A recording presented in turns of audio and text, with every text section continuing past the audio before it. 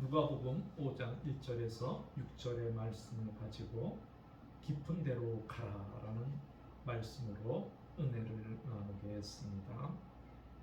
이거는 게네사렛 호숫가에 있는 성나입니다. 여러분은 성경을 읽다 보면 조금 사복음서에 좀 다른 이름들이 나올 수 있습니다. 오늘 본문의 누가복음에서는 호숫가의 이름이 게네사렛이라고 이렇게 게네사렛 호수라고 말을 했습니다. 또 여러분 읽다 보면 어떤 데는 갈릴리 호수 이렇게 말하기도 합니다. 또 어떤 데는 긴네렛 이렇게도 합니다. 어떤 데는 디베라라 호숫가라 이렇게 말합니다. 또 어떤 데는 아까 말했듯이 이제 이렇게 다양한 호수의 지명이 따서 불러주면 거기에 안 가본 사람들은 호수가 4개인가 있나 3개인가 있나 이렇게 생각을 할 수 있습니다. 그것은 아니고 원래 이제 게네사렛 긴네렛이라는 것은 구약 민수기부터 쭉 이제 이뤄온 이름인데 이것이 신약에 와서는 이제 게네사렛 호수라고 불러집니다. 그 왜 그러냐면 그 호수 주변으로 게네사렛이 제일 발달됐기 때문에 그렇습니다. 그러다가 이제 헤롯 안티바스 시대에 로마 황제 티베리우스를 기념하고 본받기 위해서 갈릴리 호수 편에 이제 그 기념 도시를 했어 가지고 또 디베라 바다 이렇게 합니다. 그래서 게네사렛이나 갈릴리 이런 그 지역에서 제일 발달된 중심으로 부르는 거예요. 서울 그러면 많은 스타일이 있지만 어디 스타일이 제일 유명해요? 강남 스타일. 그러듯이 외국 사람들 서울 그러면 강남 스타일 그래서 강남만 있는 줄 알아요. 그래서 이제 그 당시 사람들은 게네사렛 그럼 거기지. 갈릴리 맞아. 디베라 맞아. 다 같은 것입니다. 이 바닷가에서 이제 일어난 사건을 우리가 읽었습니다. 사랑하는 여러분, 인생을 살면서 누구나 연말 되면은 자기 인생의 배에 또 자기 가정에 만선이 되면 좋을 것입니다. 꽉 차 있으면 좋겠습니다. 오늘 한 해에 내 인생의 계좌에 또 내 가정에 내 자녀에게 모든 것이 비어있는 것보다는 꽉 찬 것이 좋습니다. 이거는 인지상정입니다. 그런데 살다 보면 어떤 사람은 기쁨으로 2024년도를 설렘으로 맞는데 지방의 한 병원 공공병원입니다. 작은 병원도 아닙니다. 근데 거기에 있는 직원들 100여 명이 그 병원이 문을 닫는다는 것을 29일 날 알았어요.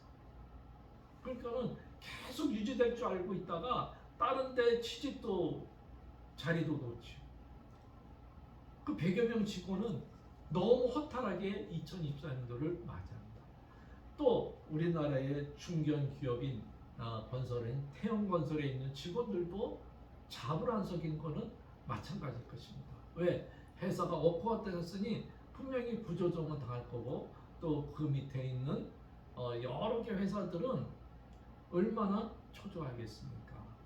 여러분, 이 송년회 때에 이렇게 어떤 인생의 배는 꽉 찼지만 어떤 인생의 배는 만선이 기쁨을 놓친 경우도 있습니다.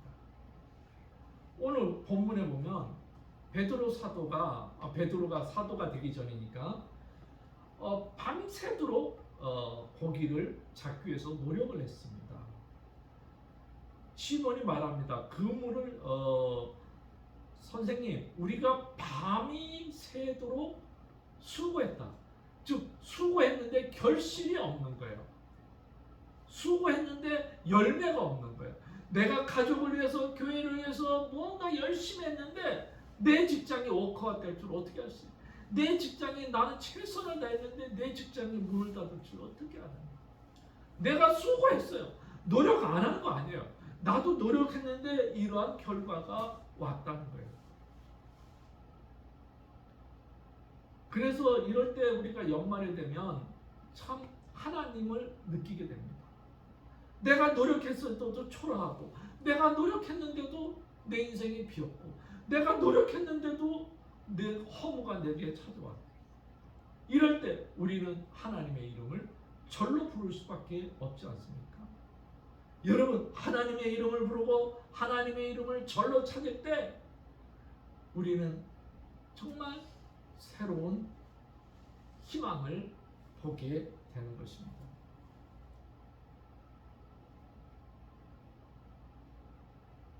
베드로는 정말 허무했습니다. 밤이 맞도록 수고했는데 내 배가 비었어요. 그런데 어떤 젊은이가 배에 딱 타더니 야, 좀 떨어져라. 여기 좀 떨어져서 저 가자. 그 사람들이 쭉 있으니까 설교를 이제 쫙 하시고 빈배 있는 시몬에게 불쌍하니까 배 빌려줄 값을 주님이 하시는 거예요. 나 배 태워줬으니까 내가 너에게 한마디 해주겠다.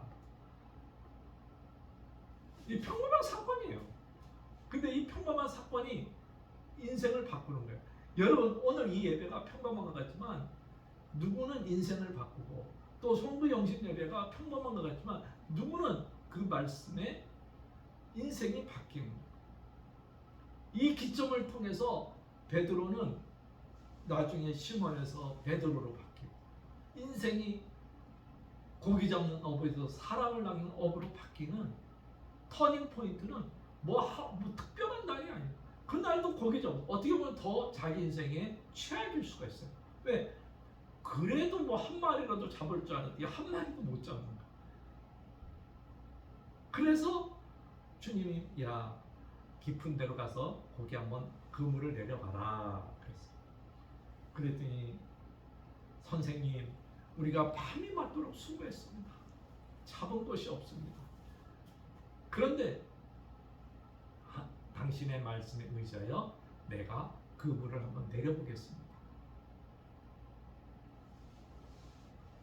그러고는 깊은 데로 갔어요. 원래 고기는 수심이 조금 낮은 곳에 많이 잡힌다고 합니다. 그런데 깊은 데 가서 그물을 내리라 그러니 황당하지만 어부의 경험은 베드로가 더 있잖아요. 그런데도 말씀에 의지하여 그물을 내립니다. 그랬더니 만선의 기쁨을 누리게 된 것입니다. 그래서 성지순례 가면은 고기를 꼭 먹습니다. 갈릴리 호수 가면은 그 고기가 오늘 베드로가 잡았던 고기입니다. 그래서 성지순례 가는 사람은 이 고기를 꼭 먹습니다.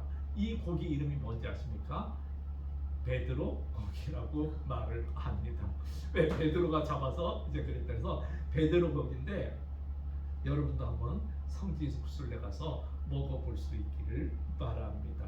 그래서 정말 이 베드로는 모든 것을 내려놓고 그물을 내리니까 만선이 되는 축복을 받았습니다. 사랑하는 여러분, 저와 여러분이 새로운 축복을 받고 싶습니까? 아멘입니다. 그러나 이 새로운 축복은 그냥 오는 게 아닙니다. 시몬에게 주님께서 말씀했듯이 저와 여러분에게 영혼의 오늘 이 시간이라도 마음이든 설교를 성경을 통해서 한 말씀 들려주고 그 말씀물에 따라서 그물을 내릴 때 그와 같은 역사가 있게 됩니다. 귀로 들었는데 그물을 안 내리면 소용이 없습니다. 우리는 귀로 듣고 감동을 받는데 그물을 내릴 줄 모릅니다. 사랑하는 여러분, 들려옵니까? 감동이 옵니까? 말씀의 그물을 내리십시오. 여러분의 인생이 어디가 비었습니까? 내가 여기 수고했는데 비었습니까? 거기에 가서 주의 말씀을 들으십시오. 내 인생의 가장 아픈 곳에 가서 기도하고 거기에 말씀을 들으십시오. 그리고 거기에 주님께서 그물을 내리라 그러면 내리면 화가 변하여 복이 되고 빈 것이 꽉 차는 축복이 역사가 있게 되는 것입니다. 우리는 나오미를 통해서 인생에 어떻게 회복시키는 것을 배웠습니다. 나오미 처음에 가진 건 많았습니다. 모압 지방으로 갔습니다. 내 플랜, 내 계획대로 모든 것을 했습니다. 그러나 남편 죽고 자식 죽고 인생에 비었습니다. 나오미의 뜻이 뭡니까? 기쁨이었습니다. 내가 노력하고 내가 어느 정도 할 때 기쁨이 있었지만 정말 인생에 어려움이 없고 아무것도 남지 않고 이제 빈털터리가 되어서 어디로 왔습니까? 베들레헴. 자기 영혼의 캐렌시아를 찾아왔습니다. 사람들이 말합니다. 10년 만에 돌아온 나오미를 알아봅니다. 왜? 그만큼 그는 베들레헴에서 부자 마님이었기 때문에. 나오미 아니냐? 10년 만에 보는데도 주민들이 나오미가 아니냐? 그때 나오미가 뭐라고 말합니까? 나오미가 말하지 마세요. 전능자가 나를 괴롭혔는데 이제 말하라고 하십시오. 여러분, 저와 여러분 인생에 수고했는데 말아야 했습니까? 걱정하지 마십시오. 거기에서 주의 음성을 들으십시오. 거기서 한 말씀 달라고 간구해 보십시오. 그러면 거기에서 깊은 내리라는 음성이 들릴 것입니다. 그러면 저와 여러분 인생에는 큰 축복이 내리게 됩니다. 여러분, 스스로 못났다고 생각합니까? 초라하다고 생각합니까? 무능하다고 느끼기는 절망의 호숫가가 있습니까? 거기에서 그물을 한번 내려보십시오. 여러분의 마음을 비우고 여러분의 마음을 백지 상태로 만들고 그분의 음성을 들어보십시오. 그리고 깊은 데로 한번 그물을 내려보십시오. 그러면 2024년도는 새로운 축복의 역사가 있게 될 것입니다. 여러분, 이사야 선지자는 말합니다. 하늘이여 들으라, 땅이여 귀를 기울이라. 하늘이여 들으라, 땅이여 귀를 기울이라. 하나님의 음성을 들으라고 말합니다. 여러분, 우리 하나님의 음성을 들읍시다. 땅이여 귀를 기울이라 그랬습니다. 우리 하나님의 말씀에 귀를 기울여 봅시다.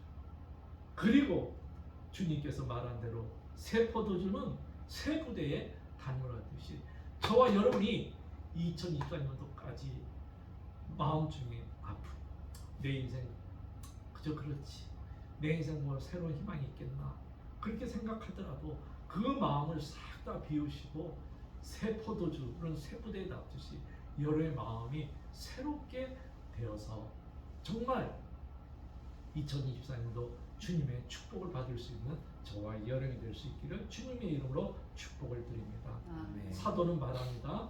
그리스도 안에 있으면 새로운 창조물이다. 내 것은 지나갔다. 보라, 이제 2024년도 새 것이 되는 축복이 있기를 원합니다. 그러기 위해서는 마음을 새롭게 해야 돼요. 요새는 목욕탕 안 가지만 신년 전에 신년 딱 가면 사람들이 목욕탕에 가서 때를 밉니다. 뭐라고 미는지 아십니까? 묵은 때 밀자, 묵은 때 밀자.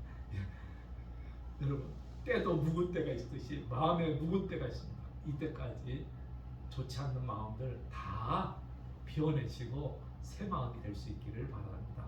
그리고 성령님께서 여러분의 마음을 지배할 수 있기를 바랍니다. 그래서 여러분 마음속에 사랑이 가득하고 기쁨이 있고 평안이 있을 수 있기를 주님의 이름으로 축복을 드립니다.